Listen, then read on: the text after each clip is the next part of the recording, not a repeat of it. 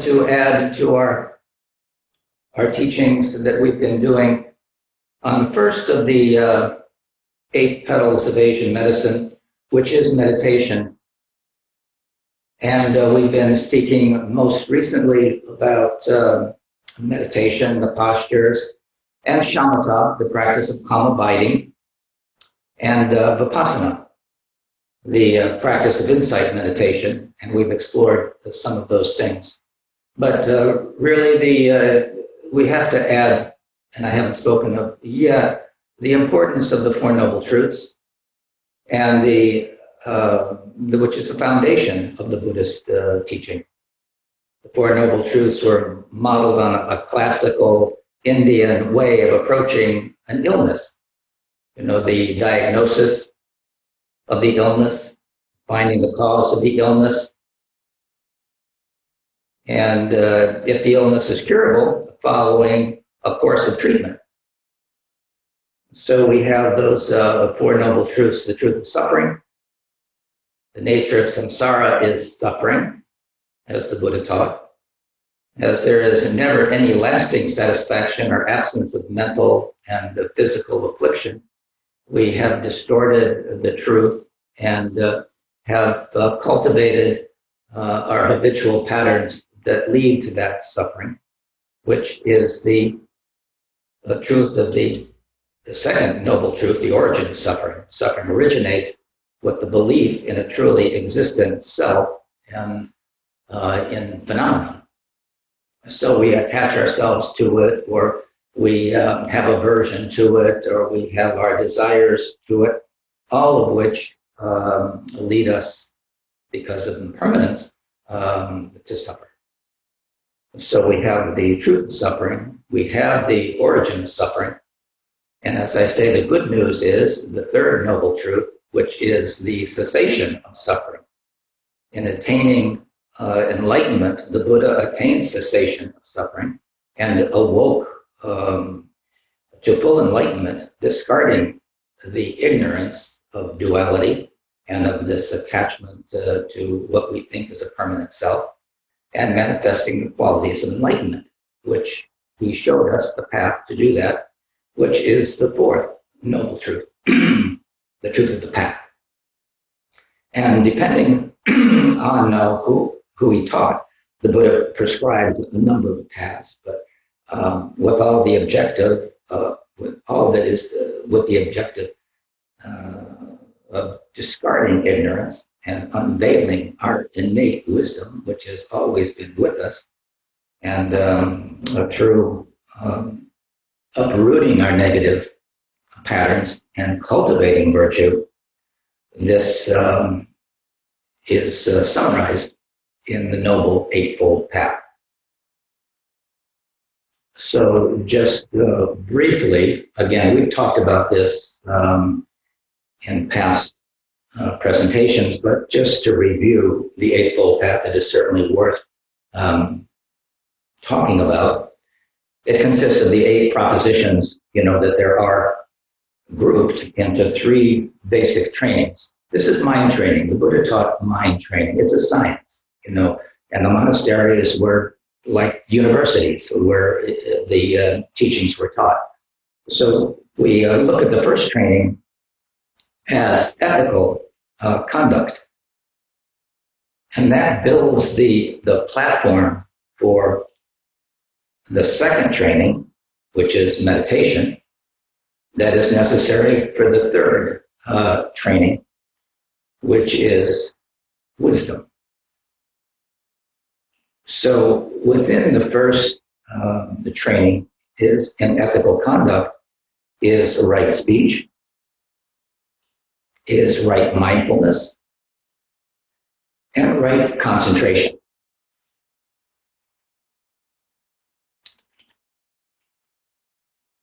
With meditation, and we've been speaking about meditation now for a couple of sessions, it requires right effort, it requires mindfulness, non-distraction, and concentration. And wisdom involves right understanding, which is the first of the Noble Truths, which is right view, is the first of the Eightfold Path, having right understanding or the right view. You can have all kinds of trainings, but if you don't apply that training with the right understanding, which here I'm saying is the right view, it will not flower. It will not manifest. It will not come to fruition. So, and the last is the right thinking through meditation, through contemplation, and through our deep absorption into the nature of our own mind, through the processes that we've talked about in meditation, shamatha, and vipassana.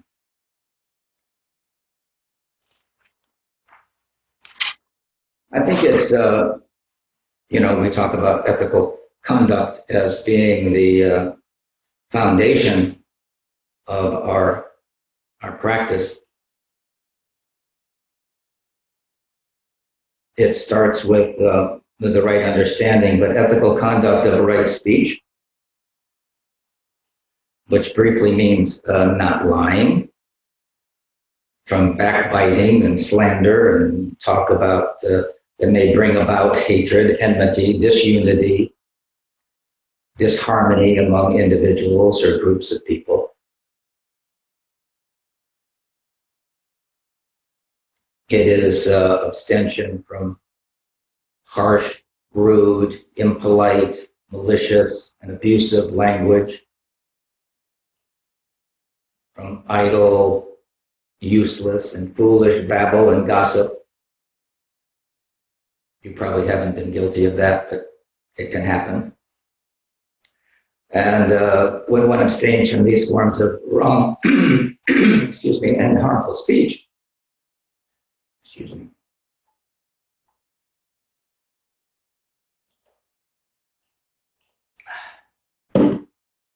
so when you refrain from these, one naturally has to speak the truth. So speech is a very powerful form of communication, and one should not speak carelessly. So sometimes noble silence is best. So practicing, focusing the awareness on one's speech is the first aspect of ethical conduct. So we talk about body, speech, and mind. That is the speech aspect. But then is right action is also part of our ethical training, our moral training. So right action aims at promoting moral, honorable, peaceful conduct.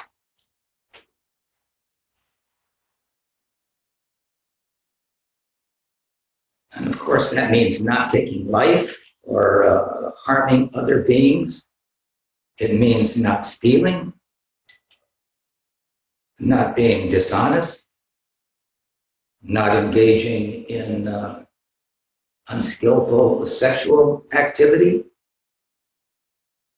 and to help others lead a peaceful and honorable life. This is right action.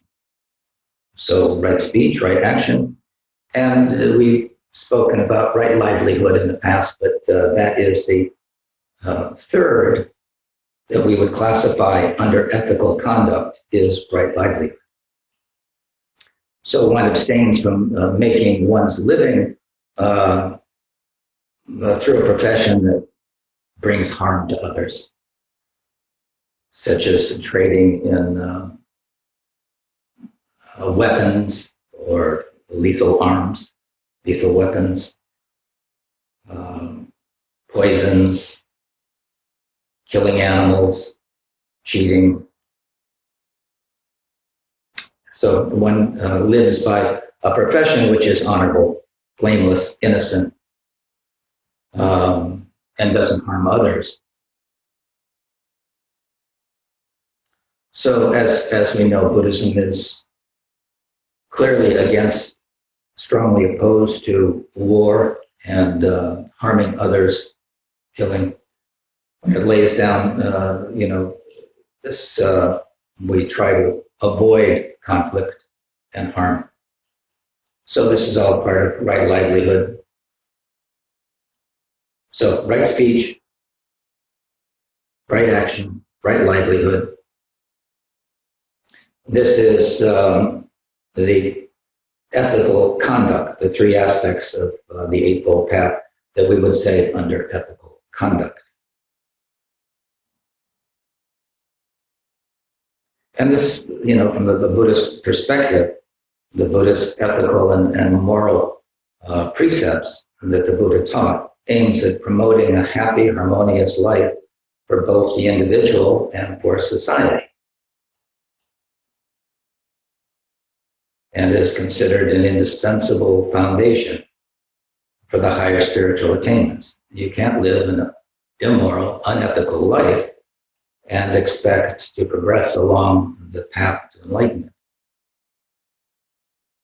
No spiritual development is possible without this moral basis. Any question about those three when we talk about ethics or morality?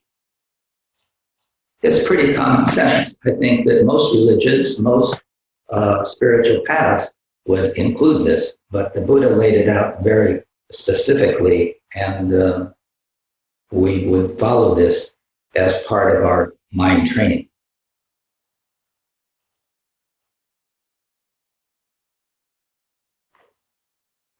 Any comment or question?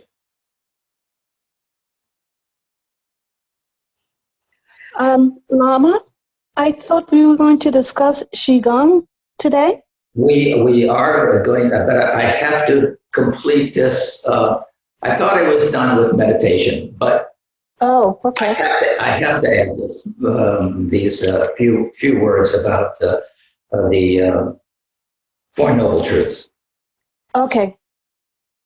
I do want to get to Qigong, but this topic is so vast, and to just be for completion's sake, when we talk about taming our mind, we can't ignore the aspects that are just, it's more than just shamatha or vipassana.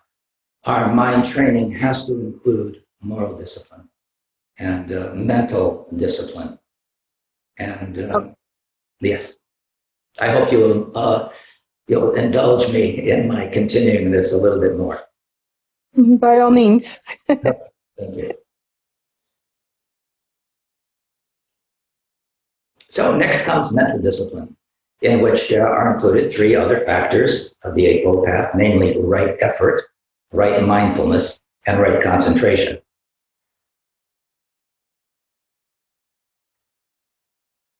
So these, the right effort is the energetic will. Sometimes we say enthusiastic perseverance in practice, right effort, which gives us the impulse, the motivation, propels us to progress along the path and to prevent evil or unwholesome states of mind from arising. So we cultivate this awareness, this mindfulness, to see at the earliest onset of unskillful mental activity that we can uproot it, and to produce the causes to arise for good and for wholesome states of mind, which may not have arisen yet, but we cultivate them, and to develop and to bring to perfection the good and wholesome states of mind already present within us. So that is the point again of focus on meditation, of right effort, right mindfulness, and right concentration. So right mindfulness is described as is to be diligent and aware, mindful, and attentive with regard to the activities of our body, sensations, feelings, the activities of the mind, and ideas, thoughts, conceptions.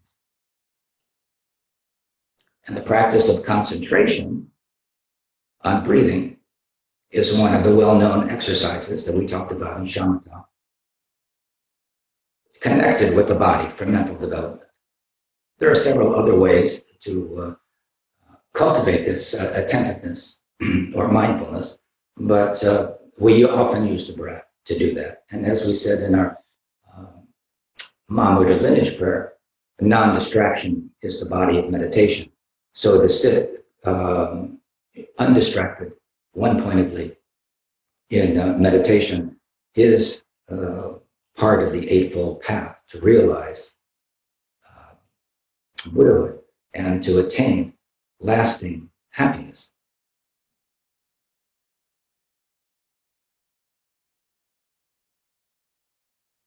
And right concentration, or dhyana, is the first stage, is to recognize our passionate desires, our unskillful actions in body, speech, and mind, and then to uproot them. And without the effort, without the mindfulness, and without the focus, these things have and can continue to be the sources of negative karma for ourselves. And since beginningless time, we have not perfected this so well. But we do have the opportunity, and we have the teachings of the Buddha to follow, so that we have the very good fortune of being able to uproot the things that cause us suffering and to cultivate the things that will bring us true happiness.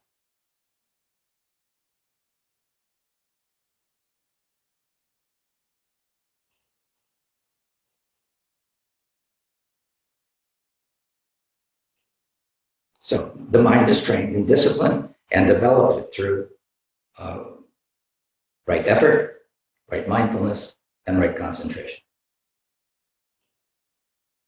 And the last two, which we said there were ethical conduct, meditation, and wisdom, the right understanding and right thinking are the aspects of wisdom. So the remaining two factors, right thought, right understanding, constitute wisdom in the Noble Eightfold Path. And right thought denotes the thoughts of selfless renunciation or detachment, from our worldly activities, the things that create the desires, and cultivating the thoughts of love and the thoughts of nonviolence, compassion, which are extended to all beings. And there's many skillful means to do that, which we practice. They clearly show, true wisdom is endowed with these noble qualities that we're cultivating. We're uprooting, again, the selfish desires, the ill will, the hatreds, the violence. These are the result of lack of wisdom in all spheres of life, whether individual, social, or political, and we're cultivating loving kindness, compassion, understanding. And right understanding is the right view. So what is right view? Right view is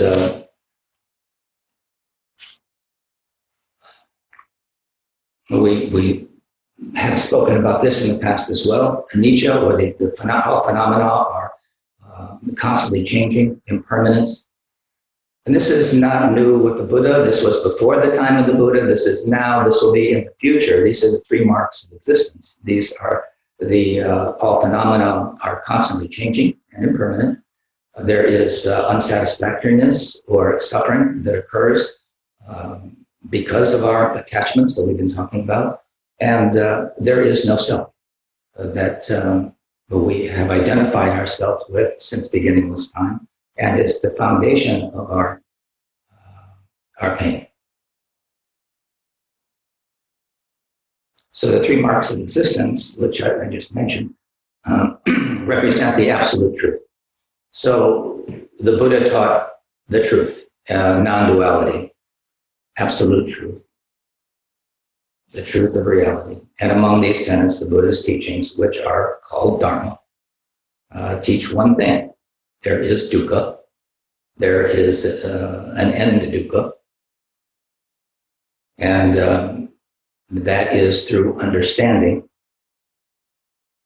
anicca, no self, or the constant changing, impermanent nature of life as we know it, and the anatta, no self. We begin to disengage from this ego clinging that is the underlying source. So the Dharma law is that in anicca, nothing lasts. Everything falls apart. Anything born or anything that we can see, hear, touch, taste, feel is impermanent. So this is, I think, primarily a reiteration of what we've already talked about, but in terms of our understanding of the teachings of the Buddha, we have to just reinforce these, not forget them. Okay.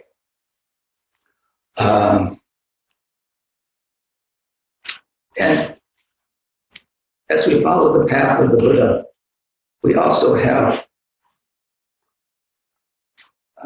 as we progress along the path, we're all faced with the question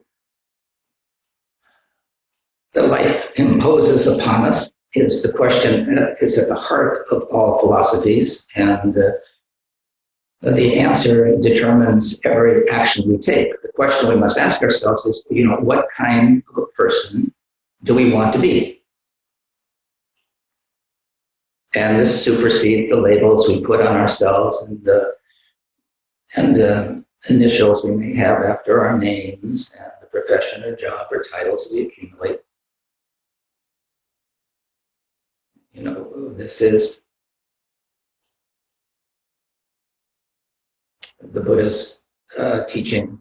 Again, the primary principles in cultivating the mind of enlightenment are to cultivate virtue in abundance, to avoid doing harm to oneself or others, and to completely tame your mind. So as part of our training, we talk about the methods to accomplish these goals. So the Buddha, in his first turning of the Wheel of Dharma, talked about these things in the Four Noble Truths. And we endeavor to cultivate and apply the skillful methods. So it's not only Buddhist, but Taoist, martial artists, Asian traditions, and all religions, I think, speak of developing the kind of life we want through self-cultivation. And we'll focus very specifically and practically and deliberately and intentionally on how we cultivate these qualities. And one of them is the Bodhisattva path to enlightenment, and includes the 6 perfections. And the 6 perfections, the way we're going to use them in further training is to align them with the elements, the 5 elements that we'll be talking about. And each of these aspects, each of these 6 perfections can be aligned with the elements, the air, fire, earth, metal, water. All of these these are the elements that are within us. And in cultivating these perfections as part of our training, we can,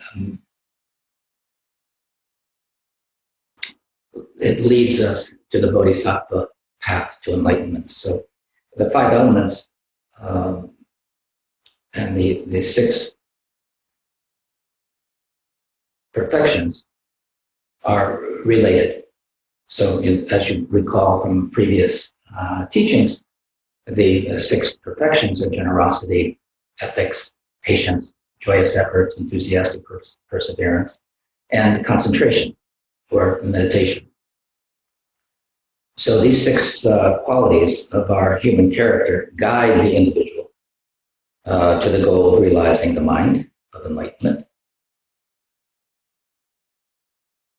And again, in all authentic traditions, the aspiration to cultivate and achieve this enlightened mind for the benefit of all beings guides one's actions and makes possible greater insight and greater freedom. So we talked about the Buddhist first teaching when he began his teaching after being fully awakened under the Bodhi tree in Bodh Gaya. Now, about 2,600 years ago, he first taught the Four Noble Truths. And there are considerations to contemplate as we begin practicing these methods, just like being overly excessive in our attempt to achieve physical perfection. We can be unskillful in or take the wrong view in accomplishing our psychospiritual goals. So to train this way requires effort, as we said, to shape one's behavior. We have to answer the questions that I started with this, is what kind of a person do we want to be? And the way to do this is be very particular to you. We said before, no one is like you. No one will ever be like you. No one has ever been like you. You are very unique in all the world based on certain causes and conditions. The causes and conditions that brought you into this world and set the stage for your development are unique to you. But the cultivation of our higher qualities, how we navigate the various experiences in your life, we have to take personal responsibilities for this, and requires mindfulness and attention, like we just mentioned.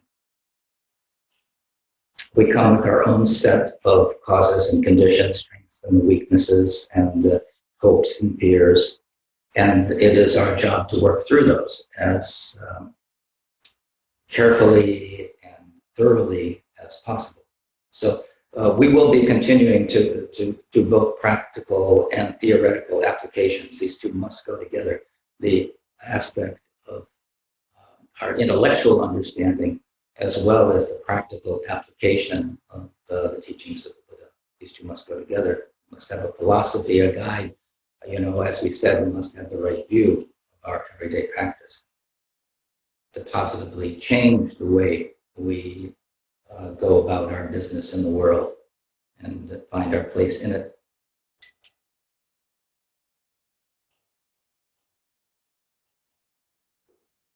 It's a big vision, but we must have the correct aspiration and right understanding. So again, just briefly, we've gone through these before. Generosity, this is the enlightened quality of generosity. Charity, giving, offering. The essence of this perfection is unconditional love and a boundless openness of our heart, giving freely without expectation. Giving is one of the essential preliminary steps of our practice. It should always be unconditional, free of selfish desire for gratitude, recognition, advantage, reputation. It's not accomplished by just giving or the gift itself. It has to do with our motivation. We have to always look at our intention with any of these things. To cultivate generosity, it is wise to contemplate the benefits of this practice, the disadvantages of being miserly, and as well as the obvious fact that our body and our wealth are impermanent. So we have generosity as a cure for the afflictions of greed, miserliness, possessiveness. And of course, giving, we may offer our time, energy, money, food, clothing, gifts to assist others, naturally done selflessly, without any concern or benefit for ourselves. So when I talked about the 5 elements, this is associated with the earth element. The ethics is this enlightened quality of virtuous ethical behavior, morality, self-discipline, personal integrity, honor, harmlessness. We were just speaking about ethics. The essence of this perfection is through love and compassion. We do not harm others with our thoughts, our speech, our action. We realize unethical behavior is always the cause of our suffering and follows us like our shadow. Practicing the perfection of ethics, we are free in activity, we are at ease, we're naturally confident and happy because we are not carrying any underlying sense of guilt or remorse and constantly looking over our shoulder. We have nothing to hide. Maintaining our personal integrity and upright moral conduct is the cause for goodness, happiness, and ultimate freedom.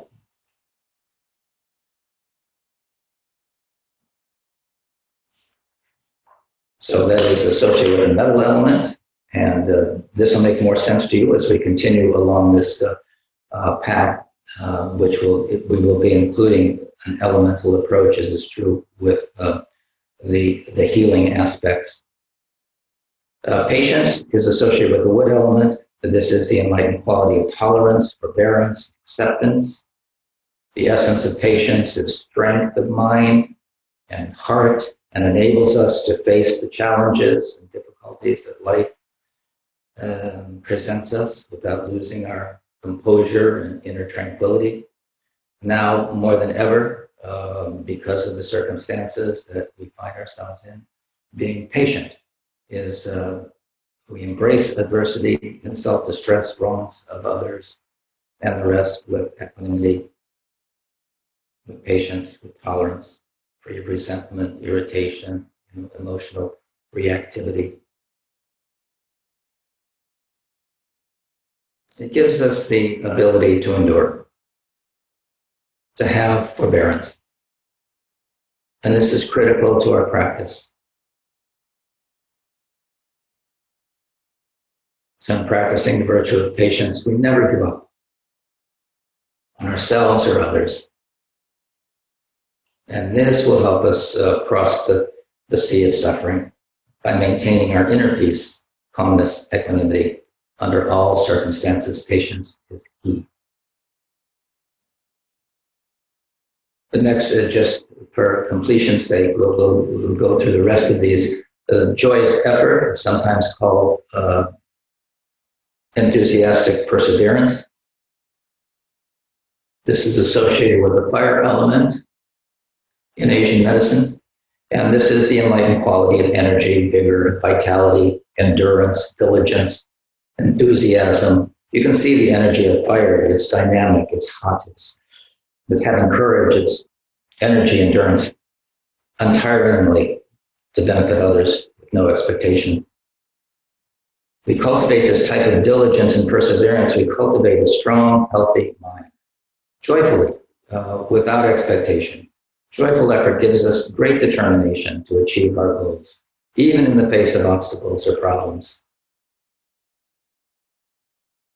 And this has three aspects. First is having the understanding of the great value of traveling this path and the good fortune that we have and the confidence that we can do it. The second aspect is maintaining our joyful effort despite setbacks we encounter along the way, and that determination is not giving up in mind the benefit of meditation. So we continue our practice undeterred by obstacles. It is this joyous effort that gives us that capacity, that understanding of enthusiastic perseverance, that we are heading towards our goal. And the third aspect is to persevere until we arrive at our destination, not giving up. So, as it said, there are only two faults in following the Dharma. One is not starting, and the other one is not finishing. So it is this aspect of joyful perseverance or enthusiastic perseverance that gives us the capacity to carry the path out, to finish. The fifth is concentration, which has to do with the water element. This is the enlightened quality of meditation, contemplation, mindfulness, mental stability that we were talking about. In terms of the Noble Eightfold Path, this is the mental application or mental stability. Our minds have the tendency to be very distracted and restless, always moving from one thought to the next. And if we don't stabilize the mind through meditative contemplation to quiet our restless mind, we'll just keep engaging in the same habitual patterns of thought and behavior. So, when we train our mind by practicing meditation, such as previously mentioned in Shamatha, Vipassana practices, we achieve the focus, composure, tranquility. Again, Gom is the word for meditation in Tibetan is Gom. It's becoming familiar with, and we've become familiar with our own minds by developing this one-pointed concentration that requires perseverance and cultivating attention, mindfulness, and awareness. And lastly is wisdom. It is the result, it's the combination of all the elements. And wisdom is the culmination of the previous 5 virtues. It is also the hardest to realize because of our fixed habitual patterns and observing, but by observing our mind's true nature, we become closer to the experience, the direct experience of the nature of our mind, which is clear awareness. It is this perfected, enlightened quality of insight and clarity that begins to, we become familiar with. Wisdom comes as we cultivate the 5 perfections: generosity, morality, joyful effort, patience, concentration, meditation.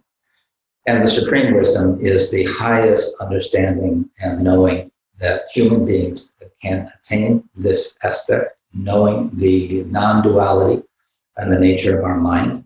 It is the awakened wisdom beyond words and that realizes the interconnectedness of all things. So we see the essential nature of the reality with clarity. Our perception is direct. We have a direct experience. And beyond the elusive, deceptive veils of material existence and our habitual patterns, we release our ego attachments and dissolve our dualistic concepts with this insight.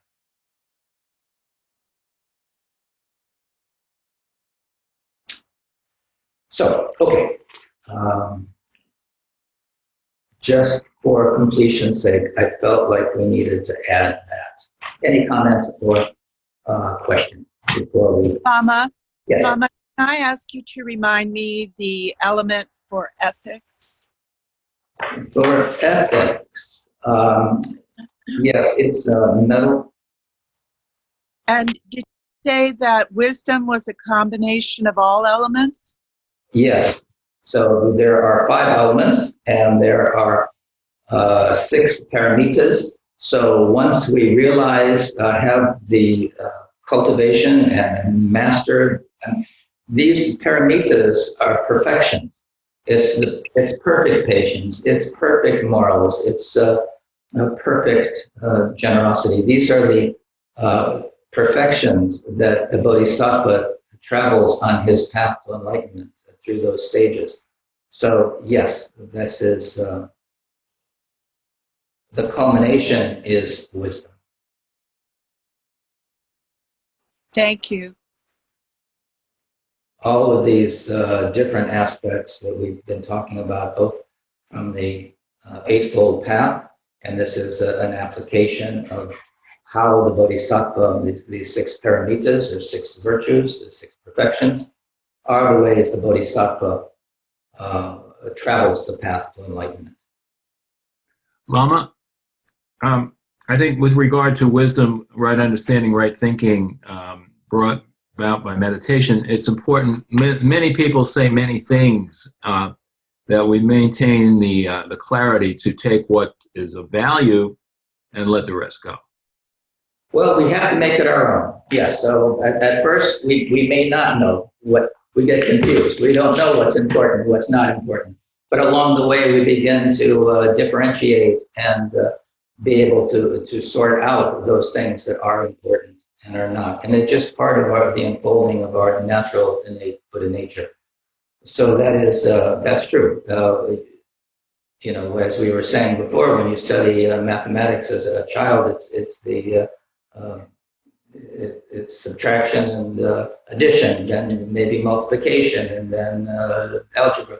So as we progress along this path, the insights and realizations bring us to new levels of understanding. And we should not go back. Once we have that level of realization, we begin to continually progress along this path.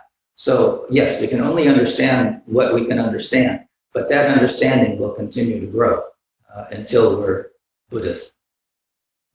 Thank you.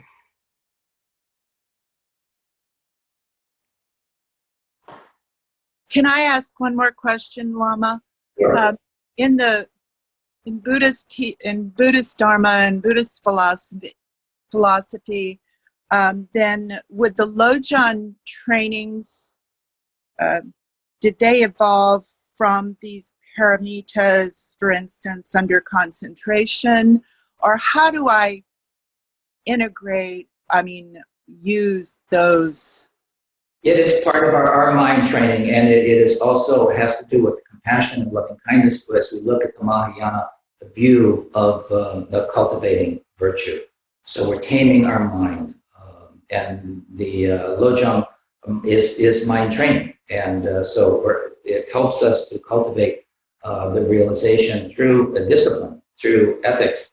So it really is a complement to the six perfections. How we can be generous, how we can be patient, how we can cultivate these aspects that we just spoke about. It is a skillful means to do that. I think I'm finding it very complementary to my practice. Most definitely. I mean, that is a practice in and of itself, the Lojong, mind training. That is a complete practice. If you do it in its totality, doing your meditation, your shamatha, doing the Tonglen, doing the contemplation on the aphorisms, and dedicating the merit. If you follow those particular aspects in its entirety for Lojong training, that is a way to enlightenment. That is a very complete path to enlightenment. Thank you. Are there other questions or comments? So this is, we'll end there, our portion on meditation with that. And that'll bring us to the second part, which I pretty much consumed this hour with finishing up the meditation aspect, the first of the 8 sections that we're going to cover.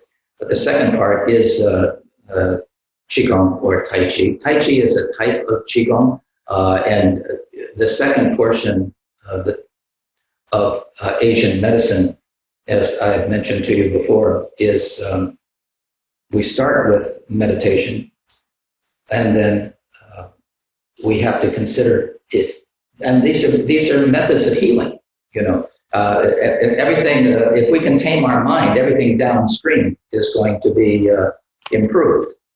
So in that same way, to complement a healthy lifestyle, we want to add the Qigong or Tai Chi exercise. That's followed again by diet, nutrition, Tuina, I Ching, Feng Shui, herbal medicine, and acupuncture. All of these are going to have an aspect of the 5 elements that I just mentioned, just like the 6 perfections. But I'm going to give a little history first for Tai Chi and Qigong. We probably won't be doing Qigong exercises this time because we only have about 5 minutes remaining, but I would like to give a brief introduction. Everything that I will be presenting has a lineage, just like our lineage, our Buddhist lineage, our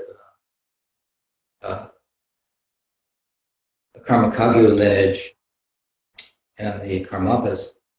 We have a very direct lineage of 900 years of our precious Kagyu lineage. In the same way, there are lineages in the martial arts or Qigong, Tai Chi. I'm going to give a little background as to my lineage in this as well, or the lineage of these masters from where this is coming from. And this is also has a Buddhist lineage. So Tai Chi is very popular type of Qigong exercise in China and in America now. You can find it in every community, and it is a method of improving our physical, mental, emotional, and spiritual health. And like meditation and Asian medicine, it has its roots in Buddhism. There is a common link to the 8 disciplines that we are going to study, and they come from the same rich soil of ancient Asian wisdom and India. Even Tai Chi has its roots, or Qigong has its roots there, and I will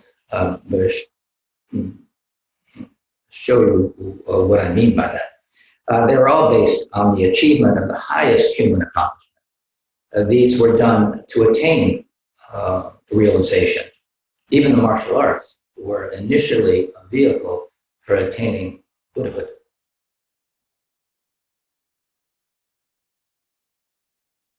So we will time travel back more than 2,500 years ago. And at this time, Prince Siddhartha, was born in India, and he relinquished his kingdom and fortune and family to benefit beings and make the journey to find truth and ultimate freedom from suffering. And he went through many hardships and difficulties on his path to enlightenment. He did achieve his goal under the Bodhi tree in Bodh Gaya and became known as the Buddha, as we all know. In order to free all beings from suffering, he vowed to teach and share his realization with all beings. And to this, he established the Buddhist community of ordained monks and lay people to study and practice together. So the followers of the Buddha spread these teachings called Buddha-Dhamma throughout the world. One such teacher was Padmasambhava, Guru Rinpoche, who crossed the treacherous Himalayan mountains and brought Buddhism to Tibet in 747 when he was invited by King Tristan Detsen, and founded what is now the oldest school of Buddhism, Tibetan Buddhism, the Nyingma, the Nyingma school, tradition of Tibetan Buddhism, to spread the Dharma. But there was another teacher in the 6th century, even before that, who brought the teachings of the Buddha, who crossed the Himalayas to spread the Buddha Dharma in China. And his name was Bodhidharma, Tamil in Chinese. And the story of Bodhidharma is more than we can cover in this discussion, but I think we should mention it. He too was a prince, and after his father's death, he became a student of Prajnadhara, and Bodhidharma served his master for 40 years. And after Prajnadhara's passing, he followed his teacher's wishes to travel from India to spread the Dharma, the Buddha Dharma, in China. And he arrived in China around 527, the Common Era, and became known as Tamo, and became the first Chinese Chan. Chan also became Zen, but he was the Chinese Chan patriarch, the first patriarch of China, and established his monastery at the Shaolin Temple in northern China. Now, some of you may have heard of the Shaolin Temple. It was a very important study and institution for learning Buddha Dharma. But as his popularity and reputation as a teacher and practitioner grew, so did his monastery and the number of monks there. And he noticed that many of his monks were in poor health and unable to perform their monastic duties. So in addition, at the time, there were hordes of marauding bandits that were attacking and pillaging the surrounding monasteries and villages. And this had become a serious threat to the Shaolin Temple. The monks had not been trained to protect themselves and the monastery from attack. And because this was a threat to their survival, Bodhidharma began training his monks in ways to strengthen their bodies and to protect themselves and the monastery and the Buddha Dharma. So this was the beginning of the famous Shaolin style of martial arts and became part of the monks' daily routine at Shaolin Temple. The monks were really seriously weak and were often sick. So Bodhidharma began implementing the training in martial arts, which was really a way of strengthening the body-mind and actually improves concentration, focus, because you have to be healthy to practice. If you're sick, your mind is not focused, your meditation is going to suffer. So first and foremost, they were monks. studying and practicing the teachings of the Buddha, and having been trained in meditation, the monks continued to cultivate mental strength and clarity of meditation. But their bodies were made stronger with the martial arts and Qigong, breathing exercises and stretching to enhance flexibility and movement. So Bodhidharma brought this training of body and mind together for spiritual and physical advancement and the path to enlightenment. In so doing, he really revolutionized both the monastic training and martial arts training in China. So that is, we're going to probably stop there, and I will, next time we meet, just do a little bit more about that history. I'll just do a few minutes. So Tai Chi and Qigong is an excellent, Tai Chi is an excellent martial art, and had its early years out of the Shaolin Temple. And it is, although it was for training for the monks, it is suitable for all people, all abilities, and is an excellent way to maintain good health and relaxation. And it can be done by anybody. It's brings together aspects of meditation, healing, yoga, self-defense, movement, stress management. So this really comes out of the Chinese philosophical concepts of yin-yang and full and empty, hard and soft, heaven and earth. So these, one can achieve this health through constant changes of everyday life by balancing and creating stability with these natural movements.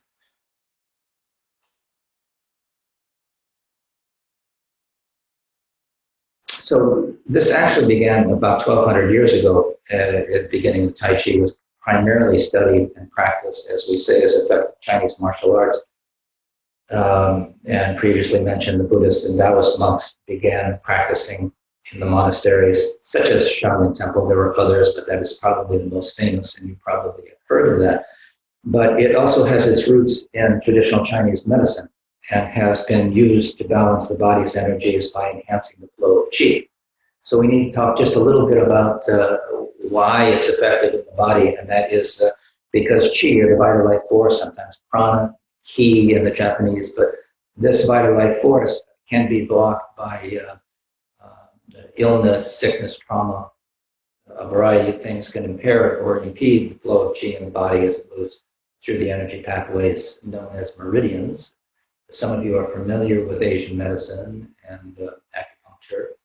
And the style of Tai Chi that I practice, it can be traced back to the Chen family. So this Yang style of Tai Chi, this family lineage is continued through the family lineages, through the sons and grandsons, right up to the time of Chen Mancheng. And Chen Mancheng is the Yang lineage that I practice under, and the good fortune of studying this original Yang style as perfected by Professor Chen Mancheng.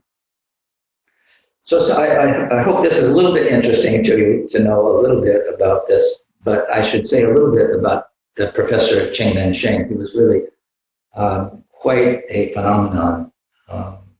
In our lineage of Tai Chi, I give more background on lineage of Professor Chen Mancheng. He was what we would consider a Renaissance man, renowned master of what are called the Five Excellences for his tremendous talent and expertise in painting, poetry, calligraphy, medicine, and Tai Chi. The professor said that during a discussion of Tai Chi, that he would always tell his patients to do more Tai Chi. And when we relax, when we have the sinews, the connective tissue relaxed, the qi and blood moves more freely. And relaxation helps your body to repel illness and allows the qi and blood to flow more smoothly.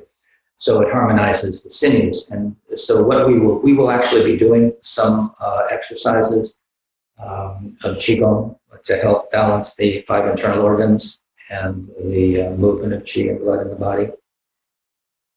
So we will do more Tai Chi or aspects taken from Tai Chi.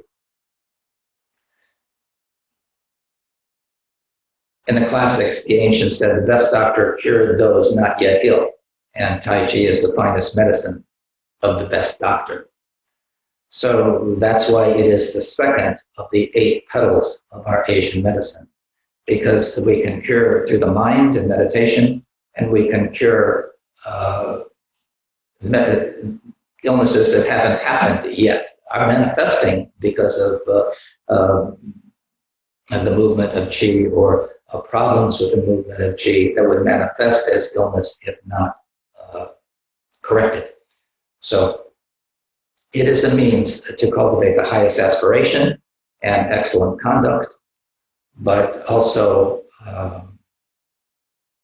a good form of exercise. So we'll stop there. Thank you for your attention. I hope this wasn't too boring for you, and we'll go on from there next time. Any comments or feedback for me, please? Lama, is there a text or material that can supplement this or complement this, or if you've published any of your lectures on this? Because I understand you've done a series of this before. Yes, there are writings by Professor Cheng Nanqing and of his students, and I will make a list of those for you for next time. Thank you. Okay. Any other questions, comments, feedback?